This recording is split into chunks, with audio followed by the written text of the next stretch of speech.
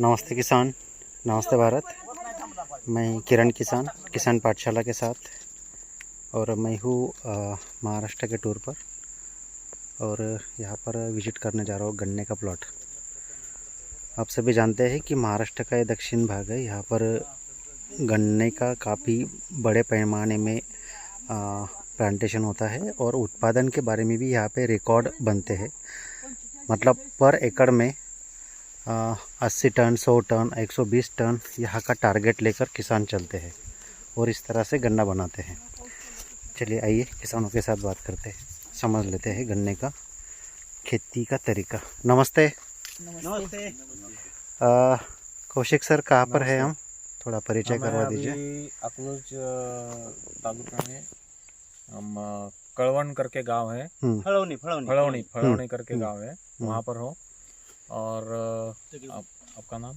महेश अवताड़े जी के खेत पर है। अच्छा अच्छा, सांगा तुमचा परिचय सांगा आणि थोडे ओळख करून द्या तुमची, तुमचं नाव, गाव आणि हां। आदिनाथ राजाराम अवताडे, राणा फळवजी, तालुका माळशिरस।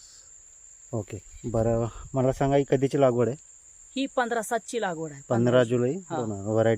व्हरायटी 86-032। 86-032 आणि ड्रिपने लागवडी। हा, ह्या अंतर drip काय आहे। ठेवलेलं हा? आहे? अंतर काय? अंतर 5 सरी का 5 फुट का अंतर है। हाँ। और गन्ने का रोप का हाँ, हाँ। 2 फुट का 1.5 फुट का है। लागवडीची विधी काय होती तुमची? पद्धत? डबल कांडी, हम्म.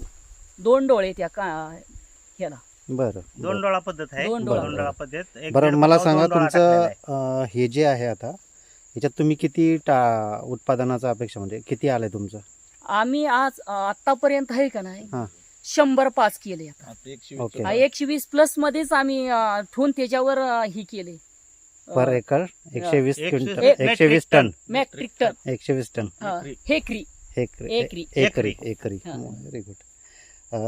मला सांगा कौशिक सर, हां. पूर्ण भारतामध्ये ॲव्हरेज असं आहे, पंजाबमध्ये ऊस होतो, उत्तर प्रदेशमध्ये, बिहारमध्ये ऊस होतो, तिथं जवळपास 25 ते 40 टनाचं ॲव्हरेज आहे।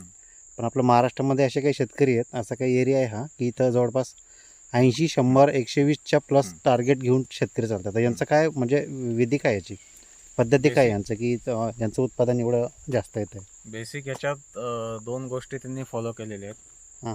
जे आपण सेंद्रिय शेती म्हणतो, हां. आणि जे आपण काही चुकीच्या पद्धती अवलंबतो हां. सेंद्रिय शेतीत, हां.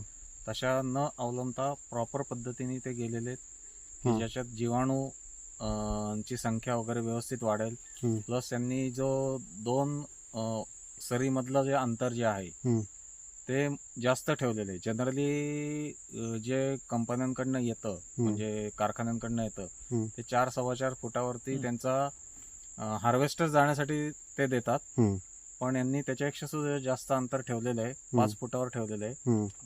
त्या याच्यामुळे काय झालेलं आहे, की जी हवा आतमध्ये खेळते आणि जो सूर्यप्रकाश मिळतो वाढीच्या दिवसात, तो प्रॉपरली मिळालेला आहे, त्याच्यामुळे त्याची वाढ झालेली आहे।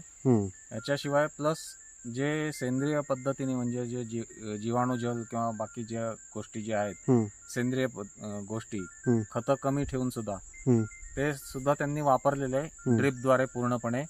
आणि ऊसाला आपण खत जे देतो ते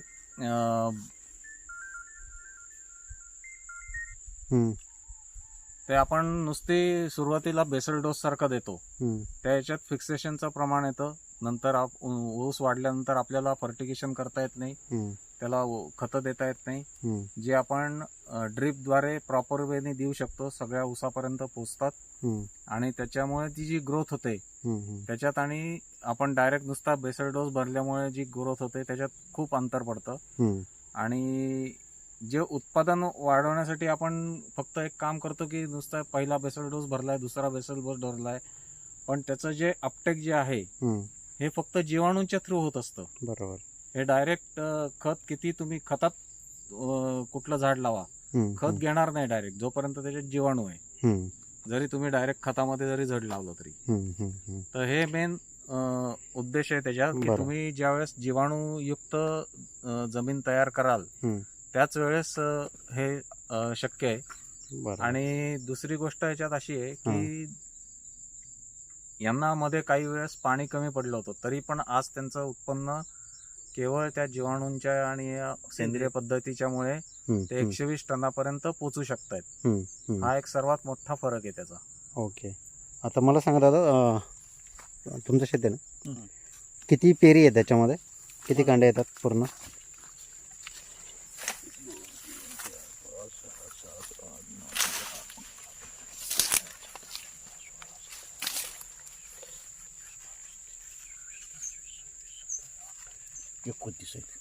एकोणतीस 30 पेरी आहे पूर्ण याच्यामध्ये. आणि अजून वाढ होती. अजून 4 महिने अवकाश आहे. फुटवे किती येतात साधारण? फुटवे 10 ते 12. 10 ते 12. 2 3 4 5 6 7 8 9 10 12 13 आहे. 6 7 8 9 10 11 12 13 14 फुटवे. 14 फुटवे. बरं.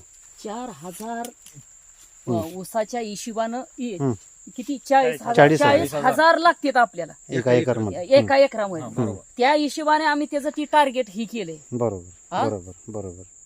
आणि म्हणजे आम्ही कमीत कमी किती 3 किलो पर्यंत ऊस गेला पाहिजे, 3-4 किलो पर्यंत, बरोबर आहे. तरच आपल्याला म्हणजे 100 प्लसच्या किंवा 125 प्लसच्या आपल्याला अवरेज गावणार आहे.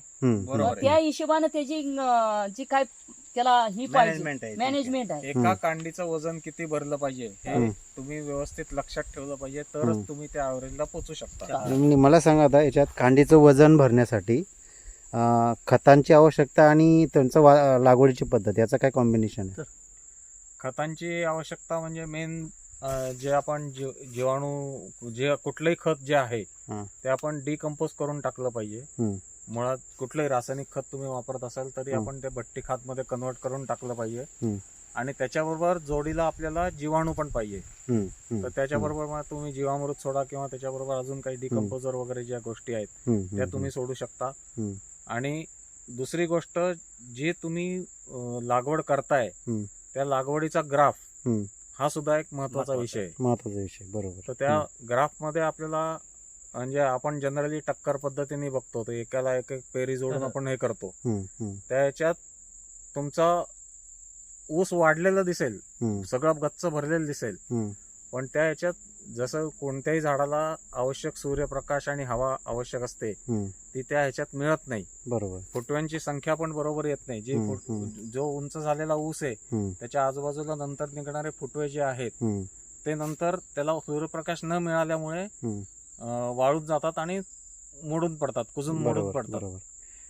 आणि त्यामुळे तुम्हाला ऍव्हरेज मिळत नाही, आवश्यक ते ऍव्हरेज मिळत नाही. दुसरी गोष्ट, पण एक ही वरला वाढ जळलं नाही की काय नाही, ती महत्वाचा फेरफेर का. आणि याचं हे पण घेता का तुम्ही, दुसरा तिसरा खोडवा घेता?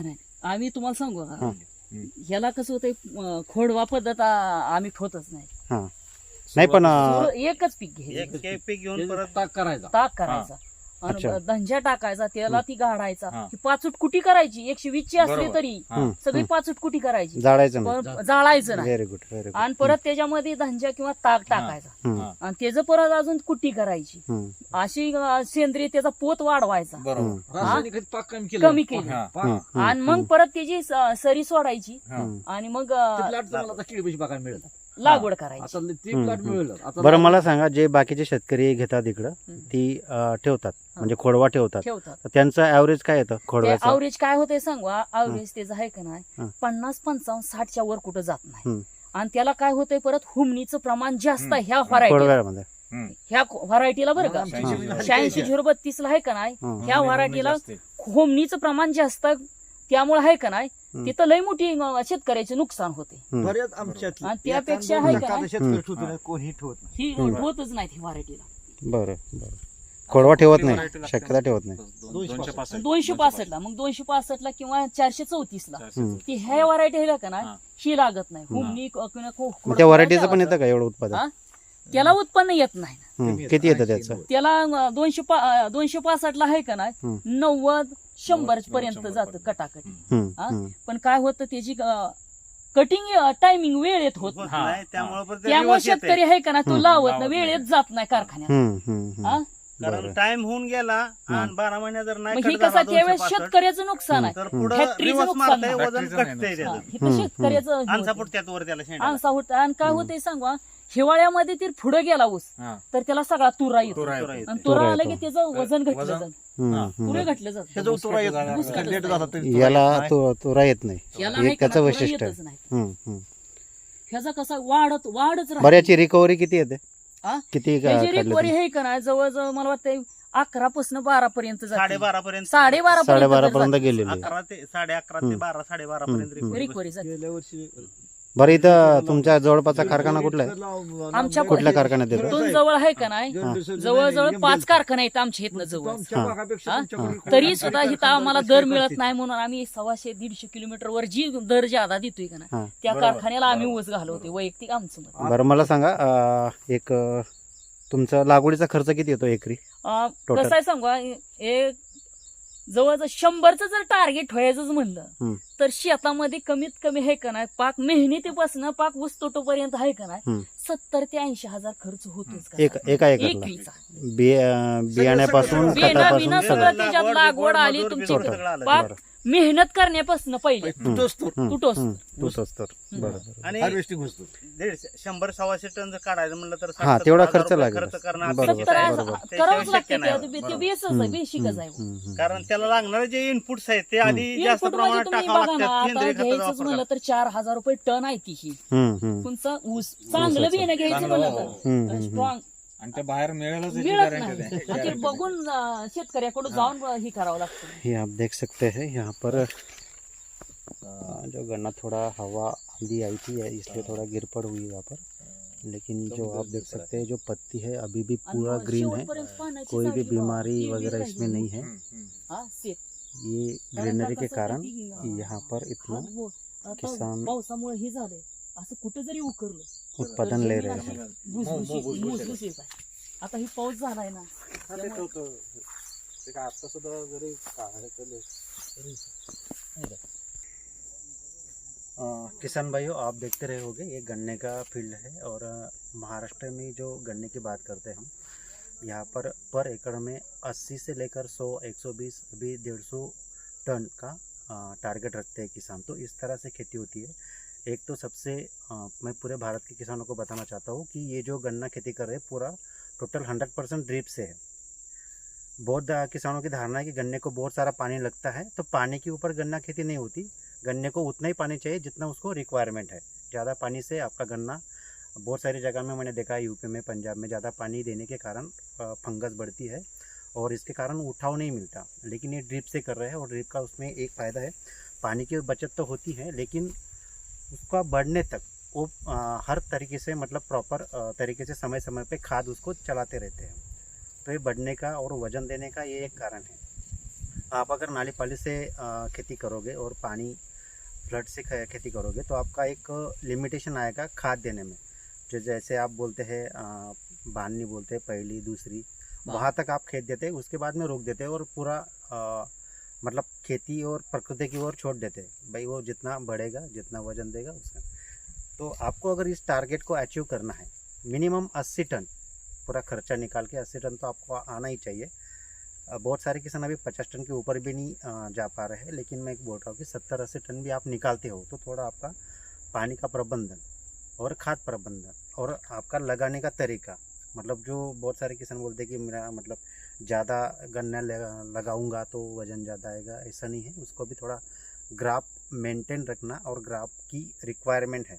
यहाँ पर किसानों ने लगाया है 5/2 पर 1.5 पे लगाया। तो इसका एक सिंपल सा कैलकुलेशन है कि 1 एकड़ में जो 43,750 स्क्वायर फीट जगह होती है उसमें से उनके कम से कम 40,000 ये गन्ने खड़े हैं। तो इसका अगर सही तरीके से खाद मिलता रहे, कोई बीमारी ना आए और पानी प्रबंधन सही तरीके से रहा तो ये कम से कम 2.5 से 3 किलो का 2 किलो के ऊपर गन्ना बनता है। तो अगर 40,000 गन्ने आपके 2 किलो का भी बना एक तो 80 टन आपका टारगेट उसमें अचीव होता है। तो ये थोड़ा तरीका सीखने के लिए आप किसान पाठशाला से जुड़ सकते हो। यहाँ पर महाराष्ट्र की विजिट कर सकते हो। बहुत सारे किसान यहाँ पर आपको प्रॉपर गाइडलाइन कर सकते हैं। जुड़े रहे किसान पाठशाला के साथ। नमस्ते।